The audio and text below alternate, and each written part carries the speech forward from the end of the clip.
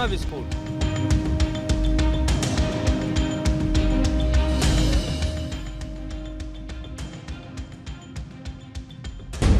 मुंबई में corona out of control.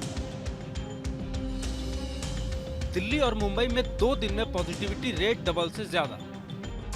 बात करें देश की राजधानी दिल्ली की तो 24 घंटों में कोरोना के केस डबल हो गए। 24 घंटों में कोरोना केस में 50% का इजाफा हुआ, जिसमें 923 नए मामले सामने आए। 55 मरीज ऑक्सीजन सपोर्ट पर, तो वहीं पॉजिटिविटी रेट बढ़कर 1.29% पहुंच गई है। परेशानी की बात यह है कि दिल्ली में डेल्टा की तुलना में ओमिक्रॉन के केस अधिक आ रहे हैं। वहीं मुंबई में भी कोरोना का पॉजिटिविटी रेट 4% से ऊपर पहुंच गया है। पिछले 24 घंटों के दौरान कोरोना के 2510 नए केस सामने आए, जबकि मंगलवार को ये संख्या 1333 थी। यानी एक ही दिन में कोरोना के केस करीब 2 गुने हो गए।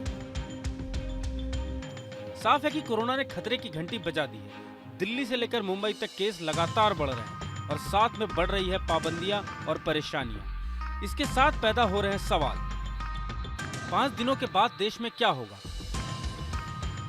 24 घंटों में कोरोना केस में 50% इजाफा। आने वाले दिनों में यही ट्रेंड रहा तो इससे भी ज्यादा हालात खराब हुए तो क्या होगा?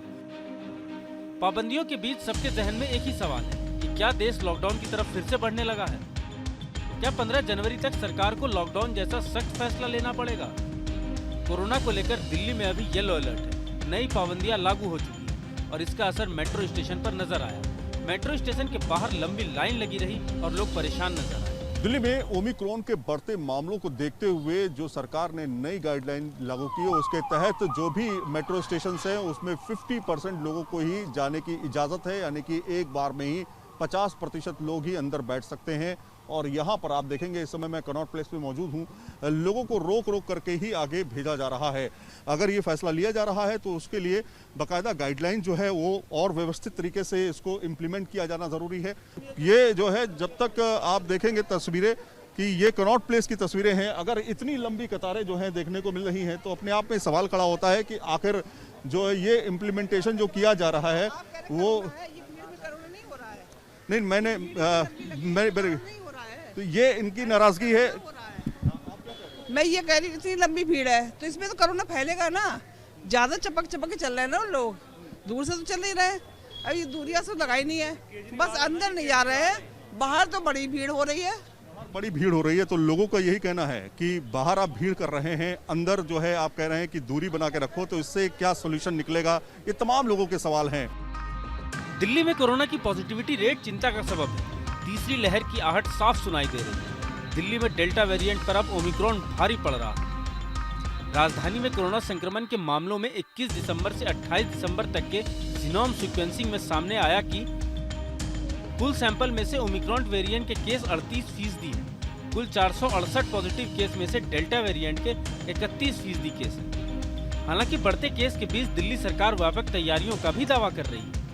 अभी तक जितने भी केस आ रहे हैं ज़्यादातर ऐसे हैं कि जो बाहर से लोग आए हैं वो थोड़े दिनों बाद पॉजिटिव हो रहे हैं, तो उनके कांटेक्ट के लोग या उनके घर के लोग ज़्यादा हो रहे हैं। काफ़ी बड़ी संख्या में रिपोर्ट आ जाने वाली है जो हमने भेजा हुआ है। इसमें कितने % ओमिक्रॉन है, कितना डेल्टा है, वो अलग अलग बता दी जाएगा। लो जो स्टेज थी उसको कल लागू कर दिया गया है।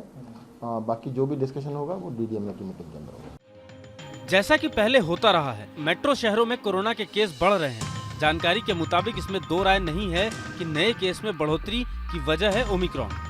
दिल्ली से ज्यादा पॉजिटिविटी रेट देश की औद्योगिक राजधानी मुंबई में देखने को मिल रही है। मुंबई में कोरोना का पॉजिटिविटी रेट भी 4% से ऊपर पहुंच गया है, जबकि दिल्ली में पॉजिटिविटी रेट 1.29% है। इसी से आप अंदाजा लगा सकते हैं कि 4% पॉजिटिविटी रेट का मतलब होता क्या है।